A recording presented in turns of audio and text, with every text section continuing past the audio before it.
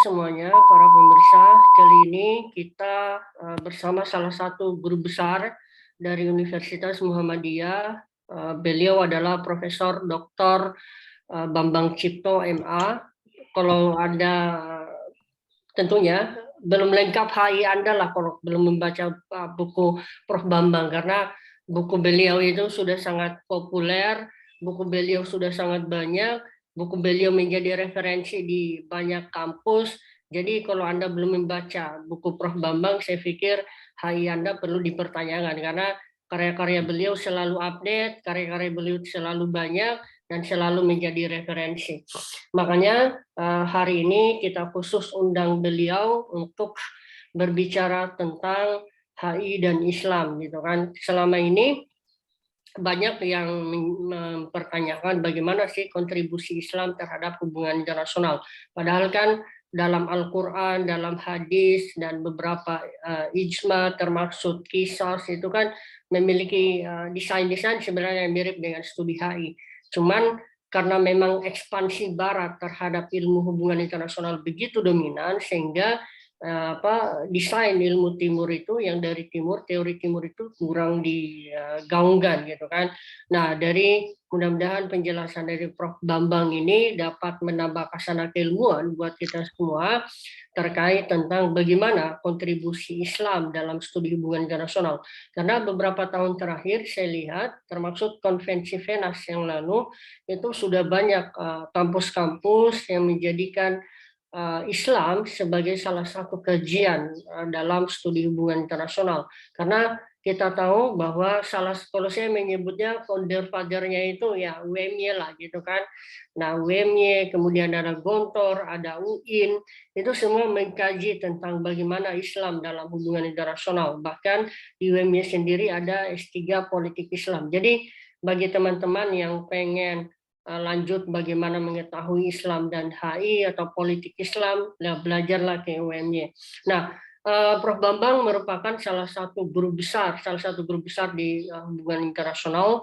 Kajian beliau sudah sangat komprehensif, Asia Tenggara, Amerika, Cina, gitu kan, sudah banyak mengikuti konferensi internasional, tulisannya beliau di jurnal, di buku. Jadi mudah-mudahan kita harapkan beliau selalu sehat, selalu kuat, sehingga karya-karya beliau kita bisa nikmati, kita bisa baca, sehingga mendapatkan pengetahuan buat kita semua dan amal jariah lah buat kita semua.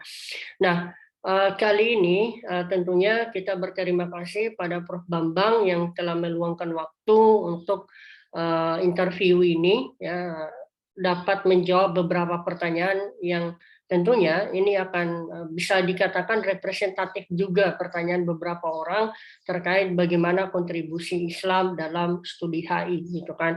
Nah, karena selama ini mungkin barangkali orang hanya mengira-ngira nih, mereka nggak belajar Quran, mereka nggak belajar hadis, tapi mencoba mendesain HI dalam Islam. Nah, kita hadirkan pakarnya langsung dari UMY, dari Muhammadiyah, sehingga saya pikir kajiannya sangat komprehensif sehingga dapat menambah keilmuan yang komprehensif dan bisa jadi pembanding juga untuk mendesain teori baru gitu kan, teori baru yang di luar teori barat. Nah, saya mulai ya Prof, pertanyaannya. Ya.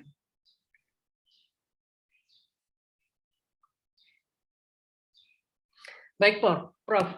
Nah, kita tahu kan antara Islam dan studi HI ini secara variabel berbeda, Prof. Nah, menurut Prof sendiri, apakah ada relasi atau korelasi nih antara studi HI dan Islam itu sendiri? Terima kasih. Ini satu kesempatan yang sangat baik diberikan kepada saya dari Mas Laude dari UPN ya. Iya, Prof. Dan ini merupakan program yang sangat bagus ini ya. Nah, online program untuk teman-teman HI di Nusantara ya. Jadi ini bagus sekali. Mengenai kajian HI dan Islam ini memang salah satu kajian yang menarik. Kebetulan di HI UMY ada beberapa dosen yang mengkhususkan diri dalam kajian-kajian Islam dan hubungan internasional ya. Satu hal yang jadi kebanggaan kami juga gitu ya. Nah, jadi dalam dalam hal ini memang kami saya berpendapat bahwa pertama ada masalah kekurangan dalam hubungan internasional dewasa ini ya.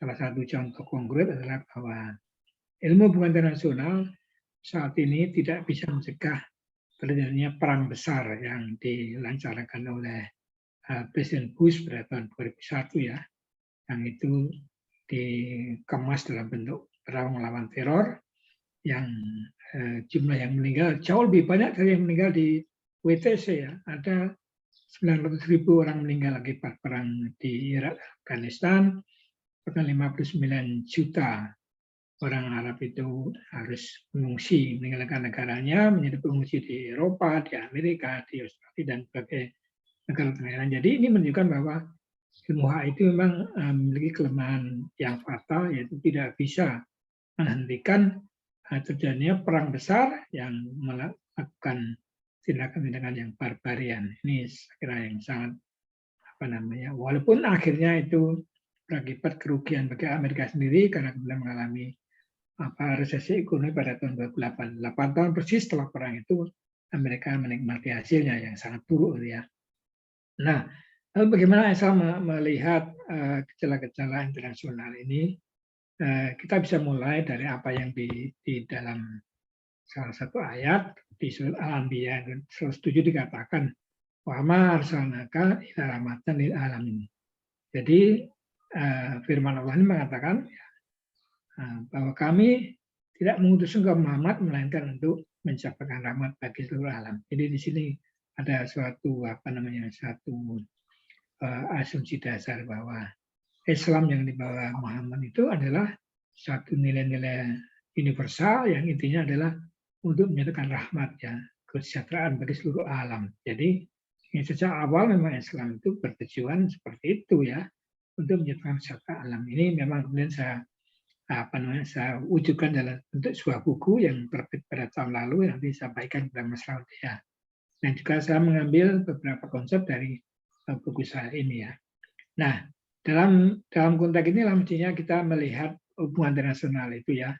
Nah, tapi yang pertama saya juga ingin menyampaikan bahwa memang betul bahwa manusia itu ya sebagai kelompok-kelompok itu memang punya satu kecenderungan yang selalu bermusuhan ya.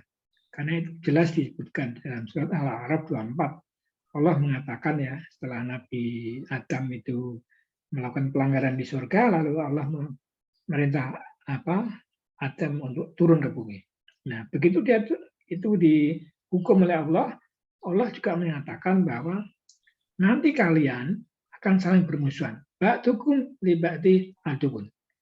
Nanti kalian akan menjadi kelompok-kelompok yang saling bermusuhan. Ya.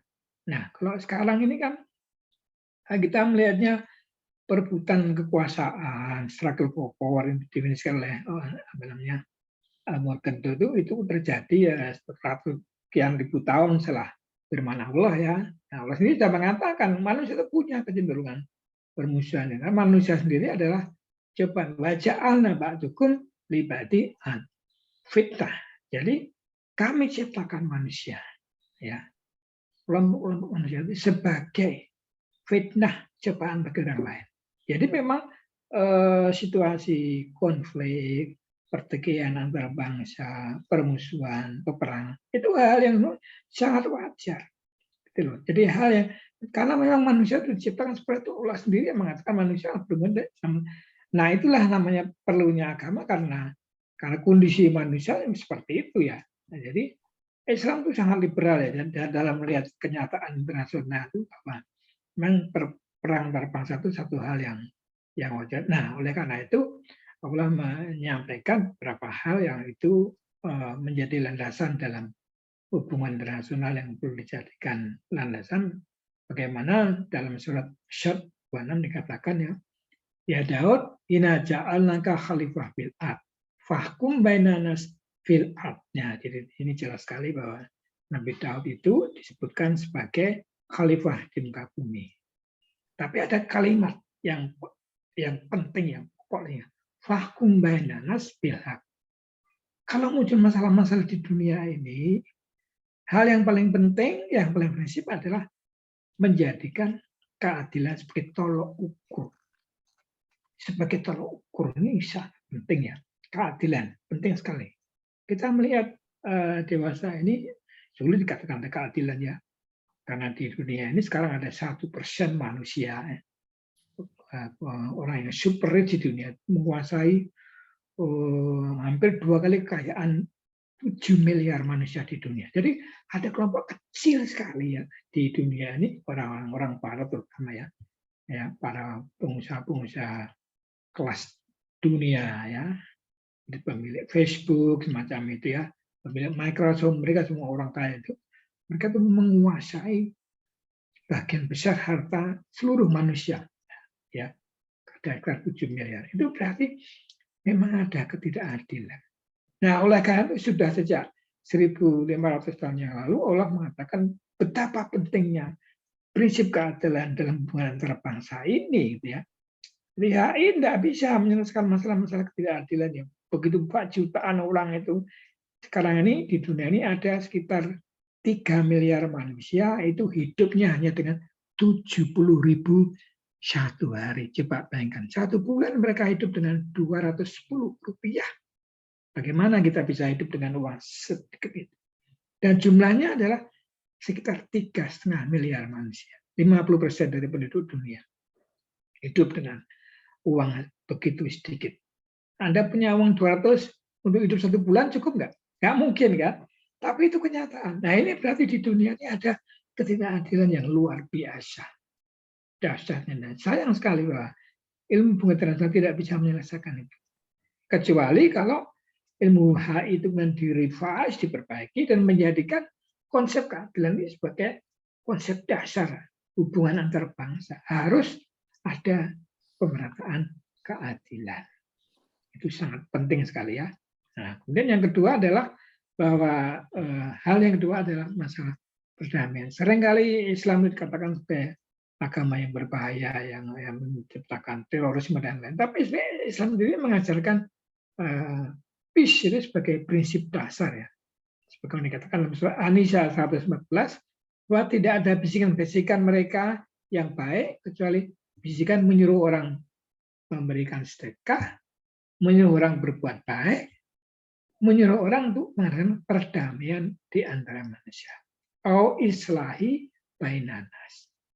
Jadi Islam itu merupakan agama dengan pedoman prinsip perdamaian sebagai salah satu dasar selain prinsip keadilan. Nah, kalau itu dijadikan sebagai dasar, sehingga hubungan antar bangsa itu mestinya selain dasar keadilan juga dasarnya ada perdamaian, gitu ya. Bukan sekedar melakukan unjuk kekuatan yang besar, sekedar mengatakan Amerika kuat lalu 900 juta manusia, 900.000 orang meninggal, kemudian 59 juta orang mengungsi dari Timur Tengah karena peperangan yang dilakukan oleh George Bush. Jadi sama sekali ya tidak bisa menghalangi terjadinya tindakan seperti itu. Itu jelas bukan perdamaian, ya. Dan perdamaian itu bagaimana mungkin George Bush membuat peperangan yang membuat 59 juta terusir dari Irak dan Afghanistan karena mereka tidak tahan menghadapi peperangan yang dilakukan oleh George Bush itu yang mengundang berbagai kelompok yang lain ya. Nah ini yang penting. Kemudian yang kedua adalah musyawarah. Ini satu hal yang sangat penting di dalam Islam, kemampuan untuk membangun satu kepribadian yang baik ya, yang itu intinya adalah persiapan. Jadi Nabi Muhammad itu menjelang bermusyawarah dengan musuh ya, apakah itu kafirin, apakah itu musyrikin, Nabi Muhammad itu menyiapkan diri ya, wajahnya menjadi lemah lembut, hatinya terutama menjadi lembut, ya bahkan dia memaafkan musuhnya, baru dia masuk ke ruang perundingan. Ketika Nabi Muhammad masuk ke ruang perundingan dengan musuh, kondisi fisik lahir batin itu sudah tenang, karena dia sudah memaafkan musuhnya. Baru kemudian mereka melakukan perundingan. Jadi bisa kita bayangkan bagaimana sebelum berunding aja Nabi sudah menyiapkan diri ya, secara lahir batin sudah tenang lebih dulu, baru masuk ke perundingan. Jadi kita bisa melihat musyawarah bukan sekedar bermusyawarah, berunding, bernegosiasi, tapi harus di dalam diri pribadi itu sudah menemukan satu kondisi lahir batin yang tenang ya, bisa memaafkan kesalahan musuh-musuhnya sehingga mereka bisa bernegosiasi dengan baik, lancar gitu ya. Ini ya, kemudian juga Islam itu sangat toleran. Islam itu betul-betul toleran ya. Kita tidak menganggap Cina itu buruk ya. Ya, Cina itu jahat, Amerika jahat, Eropa jahat, tidak ada itu karena Allah mengatakan ya dalam surat Yunus 9, walau sya'a rabbuka amana min fil ardi kulum jamiah. Seandainya Allah itu mengendaki semua orang itu menjadi Islam tanpa kecuali. Nah, ini Allah bertanya kepada Nabi Muhammad, apa kalau begitu kamu akan menjadikan semua manusia jadi Islam? Tidak mungkin. Nggak mungkin, Muhammad. Kamu nggak bisa membuat semua orang. Jadi kita dilarang memaksa manusia lain menjadi Islam. Tidak ada keharusan. Sama sekali tidak ada. Kita toleran ya. Islam itu betul-betul toleran. Silakan Anda memilih Kristen, Katolik, Buddha. Itu hak Anda sebagai manusia. Hanya kami mengatakan, bahwa ini adalah jalan yang terbaik. Perkara Anda menolak, urusan Anda, tentu ada sanksinya ya. Nah, saya kira itu ya. Kemudian bahkan di dalam berdiplomasi itu Allah mengatakan harus menggunakan cara-cara yang lembut ya. Pada waktu Allah memerintah Nabi Musa untuk pergi menemui Fir'aun, Allah sudah wanti-wanti ya. Dia sudah mengatakan ya, hai Fir'aun ya, hai Musa ya, idhaba ila Fir'aun innahu tagha. Pergilah kamu berdua ya bersama Harun ya menemui Fir'aun ya. Tapi ya ini, tapi fakula lahu, berbicara kepadanya kaulan layina. Berbicara kepadanya dengan bahasa yang lemah lembut. Jadi diplomasi Islam itu bicara yang baik, lemah lembut, tidak sedikit menggunakan kekerasan ya. Ya seperti itu. Karena Pak Allah itu berpikir sangat positif, dia masih percaya. Jangan-jangan si Firaun ini masih bisa sadar, masih bisa takut kepada Allah. Kan lebih baik ya. Jadi memang harus didasari dengan rasa lemah lembut dalam berdiplomasi pun harus seperti itu. Karena siapa tahu nanti musuh kita menjadi baik dengan kita. Kalau kita datang dengan cara yang baik, sopan, lemah lembut, kan mereka juga akan tertarik. Nanti kita membuat sesuatu yang positif gitu ya. Jadi saya kira ini adalah beberapa dasar dalam hubungan internasional yang mestinya itu saya berharap ke depan ini akan terus saya olah itu ya, mudah-mudahan menjadi satu asumsi-asumsi yang bisa dikembangkan menjadi kajian hubungan internasional Islam dan demikian Mas Radi. Oke. Baik, Prof. Terima kasih, Masya Allah. Aduh, jadi tambahan pengetahuan juga buat saya nih untuk pengetahuan HI dan Islam. Jadi tadi saya garis bawahi ya tentang HI dan Islam itu menyangkut tentang keadilan, menyangkut tentang perdamaian, toleransi dan musyawarah. Jadi saya pikir konsep HI dan dalam perspektif Islam itu sudah sangat komprehensif. Cuman barangkali ya sebagian orang ketika mengislamifobiakan ini kan tanpa belajar sehingga mereka hanya mendengar tanpa melakukan pengkajian lebih dalam sehingga muncullah hal-hal negatif padahal dalam referensi yang ada sebenarnya sudah dijelaskan banyak hal cuman memang karena barangkali juga ini Prof ya tertutupnya hati gitu ya sehingga mungkin mereka menganggap bahwa mereka lah yang paling benar sehingga hal-hal yang bersifat Islamis itu nggak bisa masuk ke hati-hati mereka. Baik Prof, ada pertanyaan kedua untuk Prof. Yang kedua yaitu kapan kajian HI dan Islam ini berkembang di dunia dan khususnya Indonesia, Prof? Ya, sebenarnya itu sudah cukup lama ya berkembang. Di masa lalu juga sudah ada pemikiran-pemikiran HI itu ya hanya saja pengaruh kondisi politik lokal di masa itu memang menjadikan konsep-konsepnya itu sudah terlalu lama ya. Dulu kan para fuqaha itu menganggap, nah ini terpengaruh lingkungan waktu itu ya, bahwa di dunia ini ada dunia Islam ya dunia memang itu adalah Darul Islam menyebutnya ya, tapi juga ada dunia yang penuh dengan Darul Harb, ini adalah dunia yang musuh. Jadi dulu walaupun itu sebenarnya itu mendapat inspirasi dari apa namanya firman Allah juga, "Ba'dukum ila ba'di aduun." Jadi memang Allah kan mengatakan, "Hai Adam, kamu turun ke dunia. Nanti kamu kelompok-kelompok akan menjadi kelompok-kelompok yang saling bermusuhan, aduun ya." Jadi nah itu juga kemudian dipahami langsung oleh para fuqaha di masa lalu sehingga mereka membagi dunia ini menjadi dunia Islam, Darul Islam, dan dalam harb dunia perang, dalam kondisi perang. Nah, kemudian kan di situ terjadi struggle for power ini yang kemudian kelak dipahami oleh apa yang Morgan Tony, dia menerjemahkannya sekian ribu tahun kemudian. Morgan melihat juga itu ya, walaupun Islam sudah mendefinisikan sejak awal seperti itu ya, selalu ada struggle for power antara Darul Islam. Nah ini yang hanya saja memang para ahli-ahli hubungan internasional di masa lalu itu memang tidak belum menguraikan lebih jauh mengenai bahwa Islam itu punya message ya, punya pesan-pesan perdamaian, keadilan. Ini mungkin waktu itu belum terlalu banyak diolah sehingga bagaimana itu dipahami itu lebih pada masalah antara Darul Islam dan Darul Harb nih, jadi antara Islam dan dunia perangan. Jadi seperti itu ya perkembangan. Nah, penulisan yang terakhir sekarang memang sudah mulai lebih melihat kepada situasi dunia saat ini, tapi memang belum masih dalam terus perkembangan terus ya. HI itu memang masih dalam pengembangan terus, belum karena memang belum ditemukan satu model hubungan internasional yang fix gitu ya. Tapi saya kira apa yang tadi saya sampaikan itu kalau itu dijadikan pegangan itu bisa kita jadikan sebagai mekanisme ya, framework untuk melihat bagaimana. Walaupun beberapa negara itu sudah mulai mempraktekkan ya, negara-negara Islam itu mereka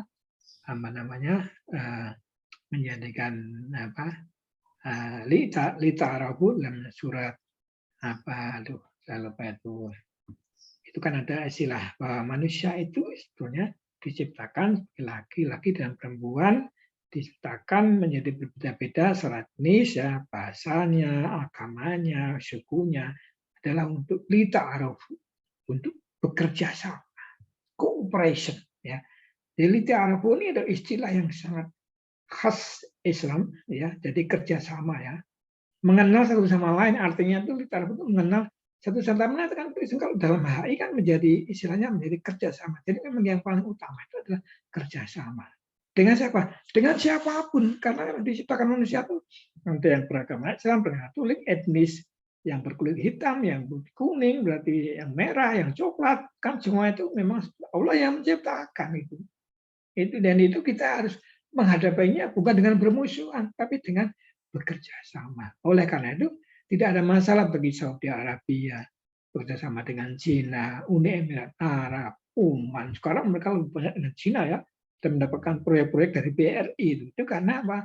Mereka menganggap ini masalah kerjasama ini memang pesan dari Allah itu ya, lita'aruf, nggak masalah dengan siapapun. Itu baik gitu ya. Satu hal yang ini salah satu prinsip lain yang tadi sempat saya sampaikan. Demikian Mas. Oke, makasih Prof. Ada pertanyaan berikutnya, Prof. Nah, bagaimana ini, Prof, perkembangan secara teori dan metodologi HI sendiri, kalaupun dijadikan HI dan Islam ini sebagai sebuah alternatif kajian teori non-Barat, Prof?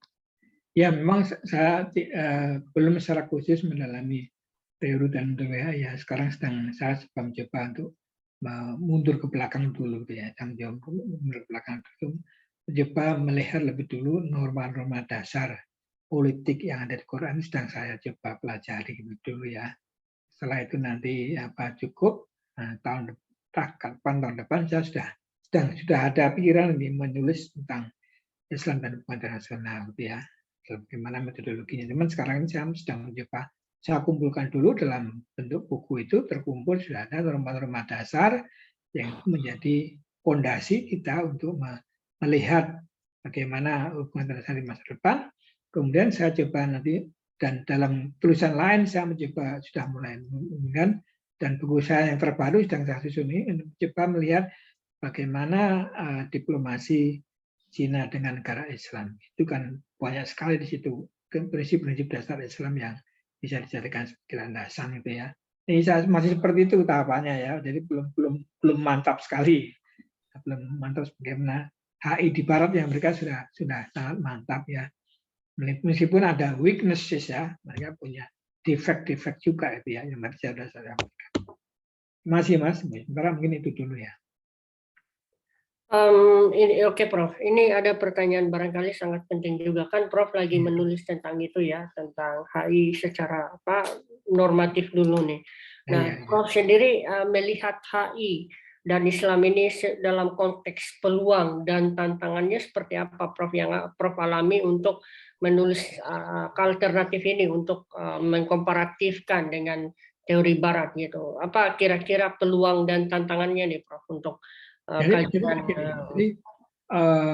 saat ini kita melihat bahwa dunia Islam itu tidak bisa lepas dari dinamika politik global ya, bisa sangat jelas sekali ya. Jadi selama ini kan dunia Islam terutama di Timur Tengah itu kan selalu menjadi pusat globalisasi persaingan antara Barat dan Timur ya, dan selama ini hanya sekedar diperas dijadikan sebagai permainan Amerika terutama ya. Tapi mereka di belakang itu ada kalangan Yahudi yang selalu mengatur bagaimana supaya Timur Tengah itu selalu dalam kondisi terpecah belah ya.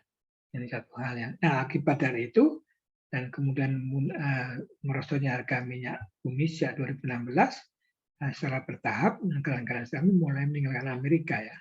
Apalagi Amerika juga sudah punya sumber daya lain yang tidak lagi membutuhkan minyak.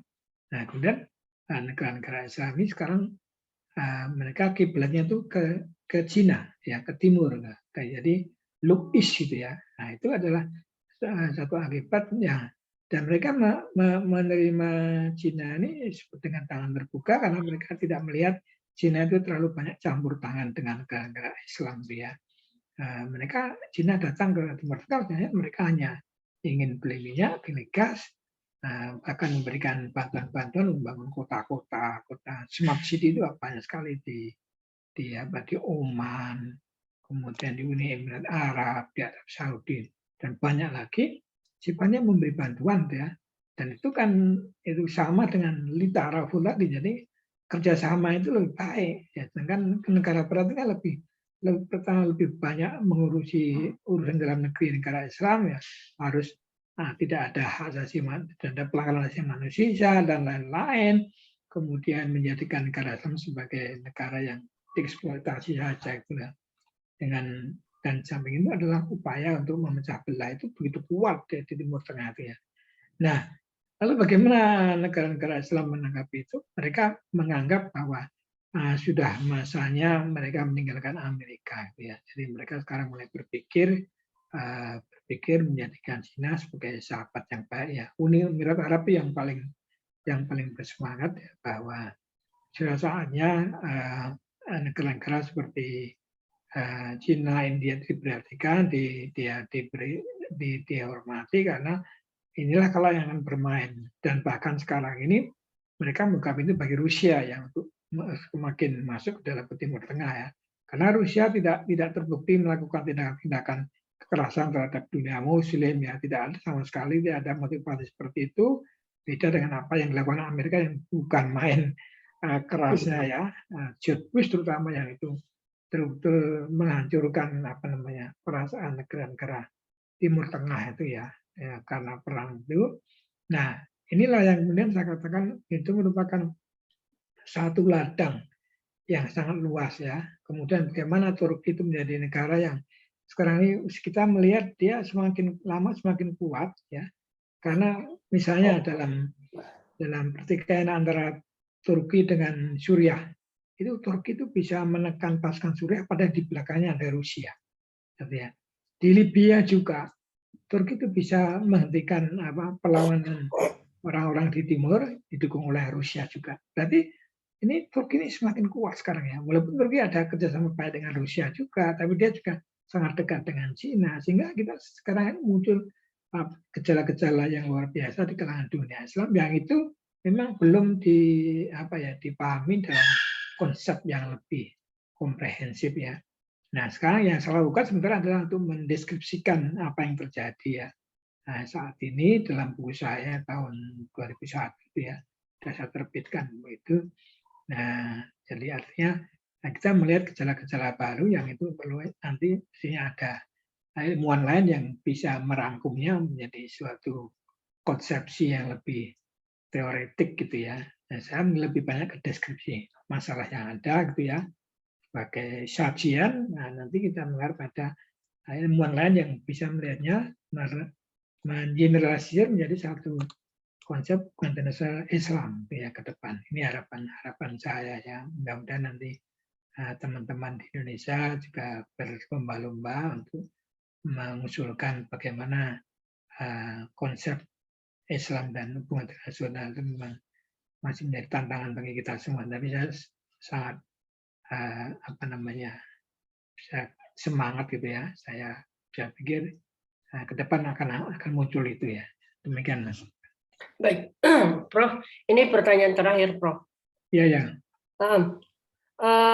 Selama ini kan banyak orang yang menganggap bahwa kan kalau di Barat itu selalu bicara empirisme, rasionalisme, kemudian positivisme, post-positivisme, dan lain-lain lah kayak gitu.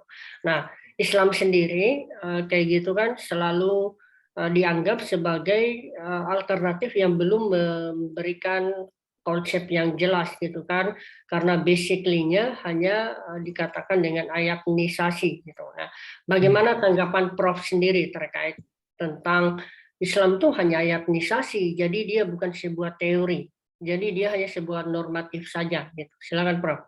Ya ini beda pandang ya karena memang Islam itu berbeda dengan para pemikir Barat yang mereka pemikir Barat itu kan berpikir hidup ini hanya di dunia ini. Sementara Islam itu berpikir lain, ada kehidupan lain di luar dunia ini. Ini itu titik-titik pandang itu memang sudah sangat berbeda ya. Karena salah satu tanda-tanda seorang Muslim itu dia harus percaya kepada akhirat ya, pada kehidupan di akhirat ya, kehidupan di masa. Kalau kehidupan dunia ini tidak sempurna, ini imperfect ya. Ini kehidupan dunia ini hanya sandiwara, itu betul ya. Kata orang-orang ada lagu seperti itu, kan memang betul. Allah juga mengatakan itu tahun walaibu. Jadi memang hanya banyak bercanda dan ini dan itu ya. Tapi nanti kesempurnaan itu hanya ada di akhirat, tidak ada di dunia. Itu membuat kita itu tidak bisa sepenuhnya empirik ya. Kalau sepenuhnya empirik, kita hanya percaya kehidupan di dunia. Nah, oleh karena itu kita menggunakan dua-duanya. Di satu pihak kita percaya bahwa kebenaran itu ada berdasarkan pengalaman kita kan diajarkan oleh orang-orang para intelektual Islam kan selalu melihat penciptaan langit dan bumi gitu ya. Itu berarti kan kita didorong untuk memahami knowledge, science, teknologi ya. Bagaimana orang itu dalam keadaan duduk, berdiri maupun kita rebahan pun kita intelektual itu ya, intelektual Islam ya, ulul albab itu selalu memikirkan penciptaan langit dan bumi. Itu berarti kita bisa bayangkan kita sangat empirik ya. Jadi kita selalu berpikir mengapa matahari itu berjalan lurus gitu, bulan juga tapi tidak bertabrakan. Nah ini kan satu hal yang Quran yang mengatakan ya. Jadi kalau matahari dan bulan itu bertabrakan hancur kita dunia. Mengapa itu? Ada kekuatan di luar itu ya. Nah itulah sebabnya kita itu tidak bisa sekedar melihat ilmu itu sekedar ilmu yang sifatnya persaingan antar manusia saja, kan itu perlu diamalkan benar. Tapi ada hal-hal nilai-nilai spiritual tadi, ada masalah keadilan, perdamaian, toleransi, musyawarah, itu harus diutamakan supaya tidak ada pertempuran yang terus-menerus gitu ya. Kalau tidak, nanti yang kuat yang menang. Ya, the survival of the fittest itu ya. Jadi siapa yang paling kuat lah yang menang. Itu di dunia seperti itu. Ya, Barat melihat seperti itu. Amerika pun berpikir seperti itu. Pokoknya kalau dia bisa mengalahkan teroris, entah di mana tempatnya, yang penting kita harus menguasai Timur Tengah, selesai. Ya, survival of the fittest. Islam tidak seperti itu. Ya, Islam itu mengutarakan keadilan, perdamaian, toleransi, musyawarah. Ya, jadi hal-hal yang itu memang sifatnya mungkin tidak ilmiah ya, lebih karena kita itu percaya ada kebenaran lain di luar dunia ini yang itu hanya bisa terwujud nanti setelah kita hidup di dunia di akhirat ya. Oleh karena itu ini harus dibangunkan dulu. Jadi harus ada kedamaian, ada keadilan. Itu cara kita untuk menjadi orang bertakwa adalah menciptakan hal-hal itu. Bukan hanya sekedar the survival of the fittest, siapa yang kuat pula yang menang ya. Bukan seperti itu kalau dalam konteks Quran seperti itu ya. Kan negara-negara itu bersaing satu sama lain menjadi negara yang paling kuat.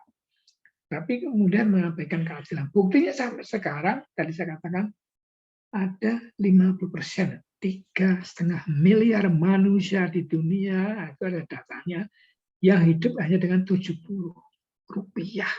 Satu hari atau satu bulan 210 rupiah. Bayangkan. Mas, itu kan tidak adil. Itulah yang harus diperangi Islam. Ya, bukan yang memerangi terorisme, memerangi ketidakadilan itulah. Itu Barat tidak punya seperti itu. Mereka nggak punya keyakinan. Nyatanya kejadian sekarang ada. Jadi kan selama berpuluh-puluh tahun tidak ada upaya mengatasi kemiskinan di dunia ini, ketidakadilan di dunia ini. Mereka segelintir orang menguasai seluruh kekayaan dunia ini. Mereka menganggap itu milik mereka. Mereka menghitung-hitung itu ya, wah kita semakin banyak, kita semakin kaya, semakin kuasa. Tapi mengabaikan sama sekali orang-orang miskin yang itu kenyataannya 3,5 miliar hidup dengan hanya 200.000 satu bulan. Bagaimana untuk sekolah, bagaimana untuk kesehatan, bagaimana melakukan perumahan. Uang segitu bisa untuk apa dalam satu bulan? Kalau dia punya anak 2, habis lah. Nah ini kan tidak ditangani oleh Barat. Kita yang harusnya turun tangan mengembangkan ilmu hai yang bisa menyelesaikan hal-hal yang fundamental di dunia. Nah, demikian Mas Walti yang bisa saya sampaikan, mudah-mudahan bermanfaat untuk teman-teman. Baik, terima kasih Prof. Bambang. Mudah-mudahan selalu sehat, selalu produktif, sehingga karya-karya beliau kita selalu nikmati, kita jadi referensi, sehingga menjadi amal jariah buat para dosen semuanya gitu ya. Dan tentunya ini juga akan sangat bermanfaat buat kita ya, seperti tadi di dunia maupun di akhirat, sehingga menambah amalan buat kita semua sehingga menjadi salah satu bagian dari penyelamat buat kita semua. Terima kasih Prof atas waktunya. Mudah-mudahan sehat selalu dan tidak bosan-bosan untuk saya WhatsApp untuk meminta review artikel dan lain-lain sehingga bisa selalu bermanfaat buat umat Islam khususnya. Terima kasih Prof. Assalamualaikum warahmatullahi wabarakatuh. Waalaikumsalam warahmatullahi wabarakatuh.